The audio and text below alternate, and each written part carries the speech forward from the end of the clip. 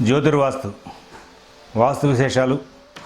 అందులో వాస్తు 15వ ఎపిసోడ్లోకి వెళ్తున్నాం. పై అంతస్తుల నిర్మాణం.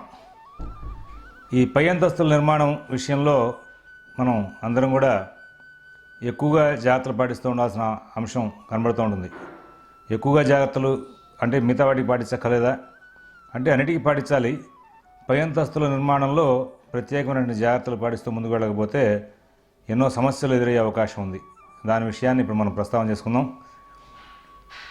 సహజంగా అందరూ కూడా కింద అంతస్తు నిర్మాణం చేసేటప్పుడు వాళ్ళకున్న పరిజ్ఞానంతో మంచి వాస్తు నిర్మాణం ఏర్పాటు చేసుకుంటున్నారు. త్రిబుల్ బెడ్రూమ్స్ ఇట్లాగా.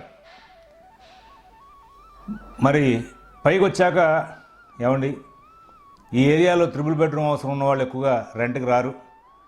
కాబట్టి మనం ఈ పై అంతస్తుల్ని కొంచెం 2 భాగాలు చేసి కడదాము, కట్టుకోండి, అసలు అభ్యంతరం ఏమీ లేదు. ప్రథమతః పై అంతస్తులు కట్టేటప్పుడు తీసుకోవాల్సిన జాగ్రత్తలు ఒకటి చెప్తాను, వినండి. ఏమిటిది అంటే, పై అంతస్తు నిర్మాణం చేసినప్పుడు కింద అంతస్తు ఒకవేళ 12 అడుగులు ఒకవేళ ఎత్తు కనుక పెడితే పైకి వస్తున్న కొద్దీ కూడా దాని యొక్క ఎత్తుని 1/12 వంతు తగ్గించుకోమని చెప్పేసి శాస్త్రవాక్యం. పైకి వస్తున్న కొద్దీ పై అంతస్తులు తగ్గాలి, కానీ పై అంతస్తుల యొక్క ఎత్తు పెరగకూడదు. ఇది ఖచ్చితమైనటువంటి అంశం. మరి ఎట్లాగా? ఇంకా దానికి సంబంధించి తగ్గించుకోవాల్సింది తప్పితే పెంచుకోవడం అనేది ఎప్పుడు పనికిరాదు. ఇది చాలా ఖచ్చితమైనటువంటి నిర్మాణ విషయంలో తీసుకోవాల్సిన జాగ్రత్త. దీని విషయంలో ఎవరు కూడా రెండో రకమైనటువంటి అంశాన్ని ప్రస్తావన చేయడానికి లేదు. ఎందుకంటే శాస్త్రవాక్యాన్ని మనం అలా పెట్టుకున్నాం. ఇది టెక్నికల్గా కూడా వెళ్తున్న కొద్దీ పై అంతస్తులు కనుక పెరిగితే, పై అంతస్తులు కనుక ఎత్తు కనుక పెరిగితే దాని యొక్క ప్రభావం చెడు ప్రభావాన్ని చూపిస్తుంది టెక్నికల్గా కూడా.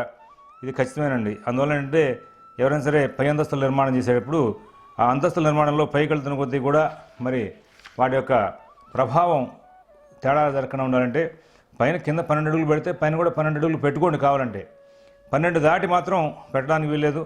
12 అడుగులు దాటి పెట్టేట్టయితే కనుక కొంచెం ఇబ్బందికరమైన వాతావరణం వస్తుంది. కాబట్టి సమానంగా పెట్టుకోవడం లేదా తక్కువగా పెట్టుకోవడం అనేది చేసుకుంటూ వెళ్ళాలి. ఇది పై అంతస్తు యొక్క విశేషం. రెండోది ఏంటంటే, గోడలు ఎప్పుడు కూడా పారులు తప్పి కట్టడానికి పనికిరాదండి. కింద గోడపారు ఎక్కడుంటే పైన గోడపారు కూడా అక్కడే ఉండాలి. అందుకోసమే ఇవాళ అందరూ కూడా పిల్లర్లు బీములు కింద నుంచి పైదాకా సమానంగా వేసుకోవడానికి ఒక అలవాటు పడాలి. సహజంగా ఏం చేస్తున్నారంటే, కింద ఒక అంతస్తులో మరి గోడ ఒక చోట పెడితే పైన అంతస్తులో ఇంకో చోట గోడ పెట్టడం, మరి వాటిని విభాగం చేసుకునేటప్పుడు కొంచెం చాలా తెలివిగా ప్రవర్తిస్తామనే ఉద్దేశంతో పైకి వచ్చాక టెక్నాలజీ పెరిగింది కదా, బీముల యొక్క విధానం మార్చేసేసి ఆ మార్చిన భీముల యొక్క విధానంతో గోడల్ని పైకి వచ్చాక చేసుకుంటూ వస్తున్నారు. ఇక్కడ అవసరాలు పెరిగినాయి. అయితే వాస్తుశాస్త్రంలో మహర్షులు మాత్రం మన అవసరాలను ఎప్పుడో గుర్తించారు. దానికి తగ్గట్టుగా మార్గాంధ్రాలు చెప్పారు. అది గమనించుకోవాలి. సహజంగా ఇంటి విధానంలో కొంతమంది పైకి వచ్చాక కింద మేము సందులేము దక్షిణ పక్కన, పైకి వచ్చాక ఆ 2 అడుగుల సందు ఎటు కాకుండా నిరుపయోగంగా ఉంటుంది, అది గదిలోకి కలుపుకోవచ్చా అని అడుగుతూ ఉంటారు. కలుపుకోవచ్చు. 2 అడుగులో 3 అడుగులో ఉంటే కనుక కలుపుకోవచ్చు. ఎలా కలుపుకోవాలి? కేవలం ఒక పక్కన కలిపి వదిలేయకూడదు. అప్పుడు గృహం యొక్క విధానం రూపం చతురస్రం కానీ దీర్ఘచతురస్రం కానీ ఆ యొక్క రూపం మారిపోతుంది. కాబట్టి ఏం చేయాలంటే, వాటిని పూర్తిగా ఒకవేళ దక్షిణం కలుపుకుంటున్నాం, నైరుతి నుంచి ఆగ్నేయం వరకు ఉన్నటువంటి దక్షిణ నైరుతి నుంచి దక్షిణాగ్నేయం వరకు ఉన్నటువంటి ప్లింత్ ఏరియా మొత్తాన్ని కలిపేయాలి. దక్షిణ నైరుతి నుంచి దక్షిణాగ్నేయం వరకు ఉన్న ప్లింత్ ఏరియా మొత్తం కలిపేస్తే అప్పుడు మళ్ళీ మన యొక్క పై అంతస్తు నిర్మాణం కూడా అది సమానంగా వెళ్ళిపోతుంది. వాటి మీదకి అలమరలు అలాంటివి పెట్టుకునే ఏర్పాటు చేసుకుంటూ ఉంటారు. బాగానే ఉంది. కానీ ధన నిల్వలు ఉండేటువంటి బీరువాలను మాత్రం ఆ పెంచినటువంటి దక్షిణం చూరు మీదకి తీసుకువెళ్ళొద్దు. ఇది ఖచ్చితమైనటువంటి మాట. పెంచినటువంటి దక్షిణం ఏదైతే పెంచామో దాని మీదకి ధన నిల్వలు పెట్టేటువంటి బీరువాలు పెట్టకుండా యువతలే పెట్టుకోవాల్సిన అవసరం ఉంది. ఎందుకంటే మరి ఆ ధన నిల్వలు తీసేటప్పుడు మనం భీముకి యువతలు ఉంటాం. ఎందుకంటే తలుపు తీశాక ఎవరింట్లో బీరువా అయినా సరే 3 అడుగులు ఉంటుంది. ఒక 2 అడుగులు చూరే కదా అని కలిపాం. మనం భీముకి అవతల బీరువా ఉంటుంది, భీముకి యువతల మరి ఇది ఉండిపోతుంది, ఏది మనిషి ఉండిపోతాడు. ఈ నేపథ్యంలో ట్రాన్సాక్షన్ మొత్తం భీమికి యువతల నడుస్తూ ఉంటాయి. వాటి ప్రభావం తేడాగా ఉంటుంది. అక్కడ ఆ యొక్క ఫైనాన్షియల్ ట్రాన్సాక్షన్స్ సరిగా జరిగే అవకాశం ఉంది. ఈ అలమర మొత్తం అంతా కూడా దక్షిణం పెంచినటువంటి చూరు మీద పంపించుకోండి. అందులో ఇతర వస్తువులన్నీ పెట్టుకోండి. వాటితో పెద్ద ఇబ్బంది ఏమి ఉండదు. మనిషికి జీవనాధారానికి ముఖ్యమైనటువంటి ఆ యొక్క బీరువా మాత్రం, ధన నిల్వల బీరువా మాత్రం భీముకి మనం ఉండి తీసుకున్నట్టు ఎక్కడైనా సరే భీముకి యువతలే మనం ఉండి బీరువాను ఆపరేట్ చేయాలి, లేదా భీముకి అవతల ఉండి మనం ఆపరేట్ చేసుకోవాలి. బీరువాను మనం ఇద్దరం కూడా అట్టే ఉండాలి. ఆ విధమైనటువంటి ప్రయత్నం కనుక చేసుకుంటే మరి ఆ దక్షిణ భాగాన్ని కలుపుకోవచ్చు. అలాగే పడమర సంబంధంగా కూడా పైకి వచ్చాక కలుపుకునే ప్రయత్నాల్లో ఈ విధమైన నిర్ణయాలు చేయొచ్చు. కానీ దక్షిణం చూరు కలిపామనుకోండి, ఒకవేళ ఆ కింద నుంచి కనుక టాయిలెట్ పైప్ లైన్లు కనుక వెళ్తూ ఉంటే అప్పుడు కింద గుంట ఉండి ఆ పైన మరి ఈ అలమరలు కడితే దాని దోషం ఉంటుంది. అందువల్ల టాయిలెట్ మ్యాన్ హోల్స్, ఛాంబర్లు కడుతూ ఉంటారు. ఆ మ్యాన్ హోల్స్, ఛాంబర్లు అన్నీ కూడా మరి గొయ్యల రూపంలో ఉంటూ ఉంటాయి కదా. అందువలన ఆ ప్రాంతంలో మాత్రం ఖచ్చితంగా మరి అలమరలు వచ్చినప్పుడు దాని యొక్క ప్రభావం తేడాగా ఉంటుంది. అందువల్లనే అక్కడ నైరుతి దక్షిణ వైపు కనుక మనం ఒకవేళ అలమరలు కలుపుకుంటే వాటిల్లో మాత్రం ఖచ్చితంగా 100% బీరువాని మాత్రం పెట్టవద్దని చెప్పి సూచిస్తూ ఉంటాం. ఒకవేళ దక్షిణం 6 అడుగులు సూర్యుని కింద, పైన 6 అడుగులను కలుపుకుంటారండి, బీరువా లోపలికి వెళ్ళిపోతుంది కదా, బీరువా ఆపరేట్ చేసే మనిషి కూడా లోపలికి వెళ్తాడు కదా అని అడగచ్చు మీరు. అప్పుడు మన యొక్క అలమరలు కలుపుకున్న 6 అడుగుల కింద ఈ టాయిలెట్ పైప్ లైన్లు వెళ్తున్నాయా లేదా చూసుకోవాలి. కింద టాయిలెట్ సంబంధించిన పైప్ లైన్లు వెళ్తూ పైన లక్ష్మీదేవిని పెడితే ఆవిడ అక్కడ ఉండాల్సిన అవసరం ఉండదు కదా. అప్పుడు అది కూడా మనకి ప్రమాదం అవుతుంది. మనకి వాస్తు అనేది ఒక భారతీయ సంస్కృతి విజ్ఞానం, ఇది సైన్సా కాదా అని అందరూ కూడా చేస్తూ ఉంటారు. అది పక్కన పెడదాం. కానీ ఇది సంస్కృతి సాంప్రదాయానికి సంబంధించిన శాస్త్రం కాబట్టి, అలాగే బీరువా అనేది దాని లక్ష్మీదేవిని మనం ఏం చేస్తున్నాం, గౌరవప్రదంగా చూస్తున్నాం. అందువల్ల కూడా సంస్కృతి సాంప్రదాయాలకు సంబంధించింది కాబట్టి ఇక్కడ ఈ సంస్కృతి సాంప్రదాయాలతో ముడిపెట్టుకున్నటువంటి ఆ బీరువాకి లక్ష్మీప్రదం అనే దాన్ని గౌరవంగా చూడాలి. కాబట్టి మనం కింద దక్షిణం కనుక పెంచాము అంటే, కనుక పై అంతస్తులు దక్షిణం పెంచామంటే ఆ కింద పైప్ లైన్లు వెళ్లకుండా ఉన్నాయిలా చూసుకోవాలి. ఎందుకంటే మనిషి ప్రతివాడి డబ్బే ప్రధానం, గౌరవంగా చూడాలి, చక్కగా ఉండాలి, అంతవరకే. ఇట్లాగా భీము వ్యవహారం చెప్పా కదండి. నిన్న మనం వ్యాపార అంశాల గురించి మాట్లాడుకున్నాం నిన్నటి ఎపిసోడ్లో, 13వ ఎపిసోడ్లో. వ్యాపారస్తులు కూడా కౌంటర్ వేసుకునేటప్పుడు ఆ భీముకి అటు పక్కన కౌంటరు, ఇటు పక్కన కస్టమర్ కూర్చుంటే ట్రాన్సాక్షన్స్ అన్ని ఫెయిల్ అవుతూ ఉంటాయి. కాబట్టి ఎప్పుడు కూడా ఆ భీముకి ఒక పక్కకే ఆ కస్టమర్ కూర్చోవాలి, భీముకి ఒక పక్కకే మరి కౌంటర్ కూడా రావాలి. ఇటువంటి విధానాలు చూసుకోవాలి. అలాగే లంబంగా వచ్చే భీములు కౌంటర్ల మీద రాకూడదు. ఇది ఒకటి గమనించుకోవాల్సిన విషయం. అక్కడ వ్యాపార వాస్తులు మనం ఆ పాయింట్ని మనం చెప్పలేదు. అందువల్ల సందర్భంలో అందరికీ కూడా అన్ని రకాల వాస్తు విషయాలు చెప్తున్నాం కాబట్టి వీటిని మనం ఇందులో కూడా అమలు చేసుకుంటూ వెళ్ళాలి. అయిపోయిందా? ఈ టాయిలెట్లు చాలామంది ఏం చేస్తారంటే కింద నుంచి పైకి వచ్చేటప్పుడు మెట్ల కింద పెడుతూ ఉంటారు. మరి లక్ష్మీదేవిని పుచ్చుకుని టాయిలెట్ మీదుగా వస్తే ఆవిడ వస్తుందా? ఆవిడకి రావాల్సిన అవసరం ఏముంది? ఇక్కడ మళ్ళీ పౌరాణికమైన అంశాలతో గౌరవంగా చూడాల్సిందే. లక్ష్మీదేవిని తీసుకురావాలి ఇంట్లోకి, మొదటి అంతస్తులోకి వెళ్ళాలి, గ్రౌండ్ ఫ్లోర్లో కింద మెట్లు ఉన్నాయి, మెట్ల కింద టాయిలెట్ కట్టేసాడు ఉంది కదా అని చెప్పేసి ఆ మెట్ల కింద నుంచి టాయిలెట్ మీదుగా లక్ష్మీదేవిని రామ్మా అంటే, ఒరే అబ్బాయి నేను రావాల్సిన అవసరం లేదు, ఇంకో ఇంటికి పోతానులే అంటుంది ఆవిడ. కాబట్టి ఎప్పుడూ కూడా ఆ లక్ష్మీ సంబంధంగా మరి మీరు వీటిని సంబంధించి ప్రయాణం లిటర్ నుంచి చేయకూడదు. కాబట్టి డ్యూప్లెక్స్లు కట్టేవాళ్ళు మెట్ల కింద టాయిలెట్ పెడుతూ ఉంటారు. అలాగే మరి కింద గ్రౌండ్ ఫ్లోర్ నుంచి ఫస్ట్ ఫ్లోర్కి వెళ్ళేప్పుడు కింద మెట్ల కింద టాయిలెట్లు కడుతూ ఉంటారు. అది పనికిరాదు. ఇక్కడ రెండో అంశం ఏంటంటే, గర్భం వసారా నియమంగా కనుక కడితే ఫస్ట్ ఫ్లోర్ మాత్రం కంప్లీట్ A to Z కట్టేయాల్సిందే. కింద ఎంత పరిమాణం గృహం కట్టామో అన్ని గదులు కూడా పైన కూడా కట్టాల్సిందే. ఒకవేళ గర్భం వసారా నియమంగా కనుక లేకపోతే హాఫ్ ఆఫ్ ది పార్ట్ కట్టుకోవడం అనేది మీరు చేసుకోవచ్చు ఫస్ట్ ఫ్లోర్లో.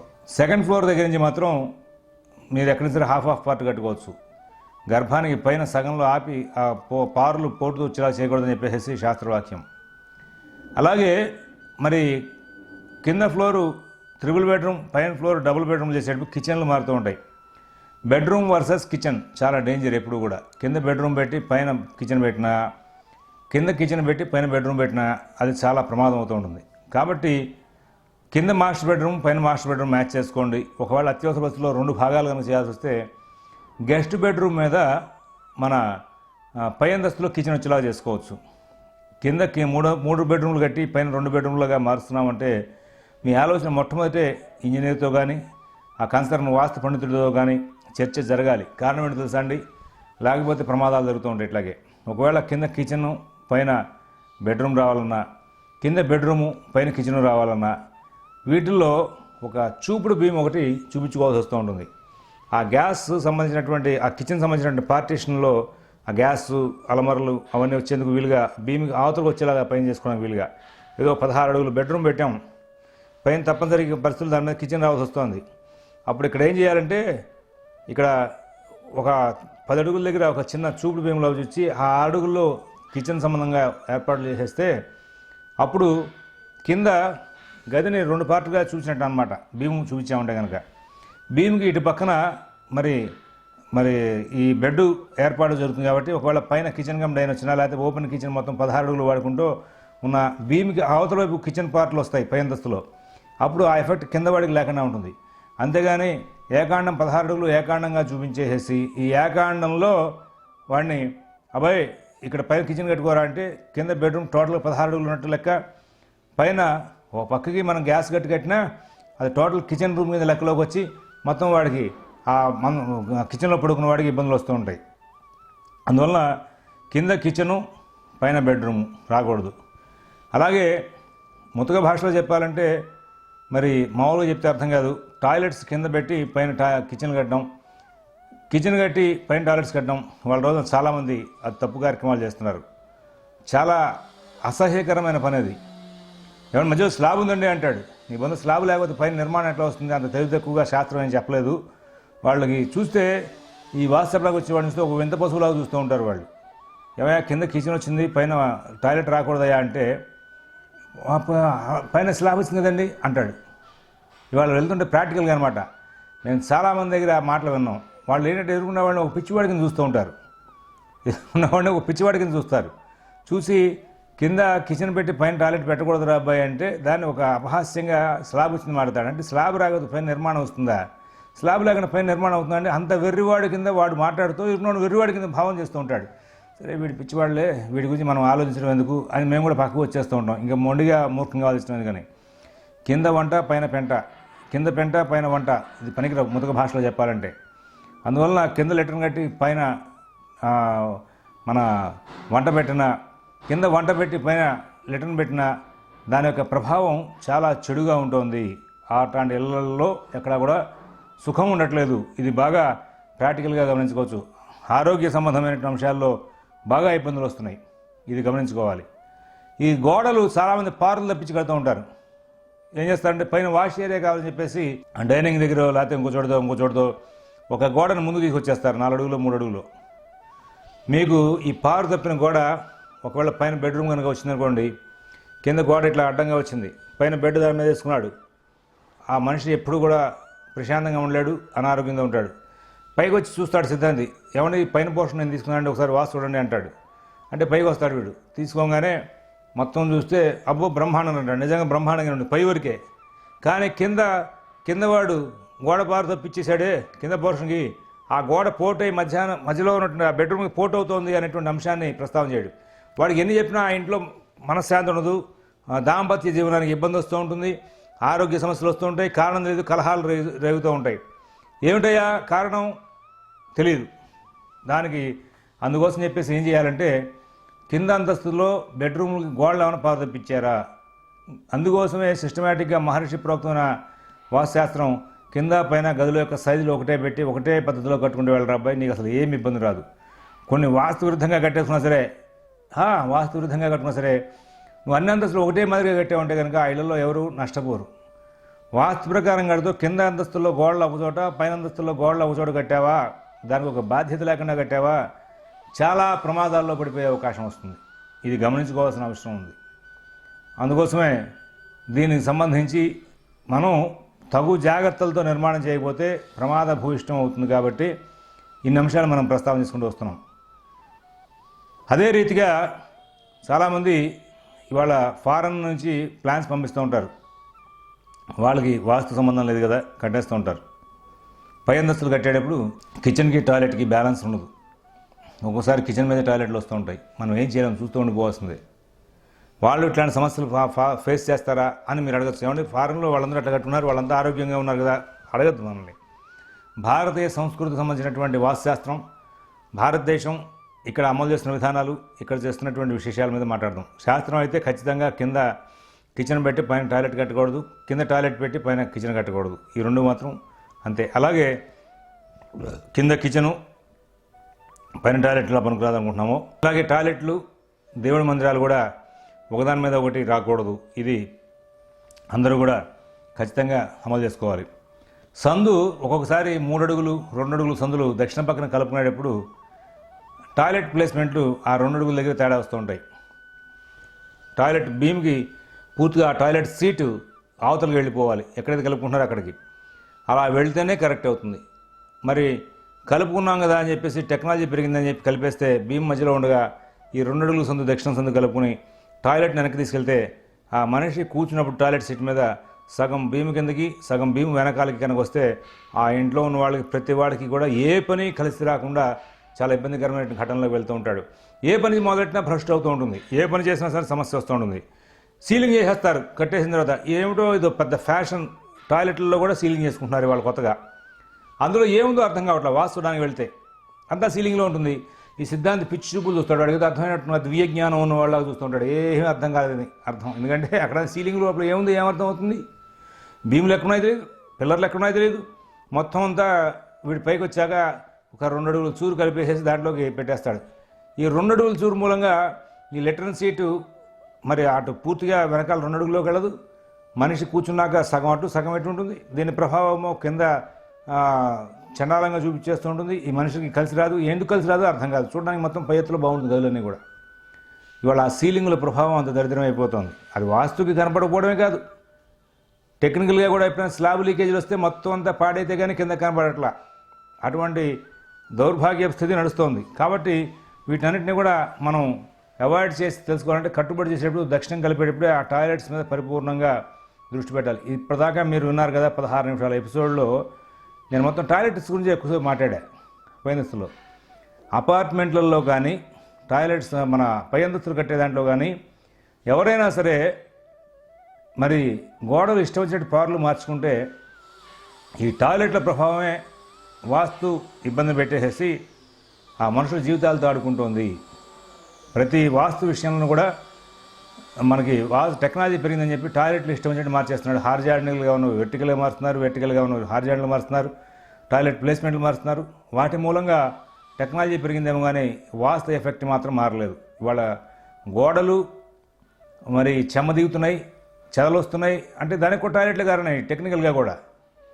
మరి వాస్తుకు కూడా ఇన్ని విషయాలు మనం మాట్లాడుకున్నామంటే టాయిలెట్ల మీద బేస్ అయ్యే పై అంతస్తుల యొక్క నిర్మాణాల్లో ఇబ్బందులు వస్తున్నాయని చెప్పి మాట్లాడుకున్నాం. కాబట్టి వాటి నిర్మాణం విషయంలో తగు జాగ్రత్తలు తీసుకుని ముందుకు వెళ్లాల్సిన అవసరం ఉంది. అసలు పై అంతస్తునే ఉపగృహం అన్నారు.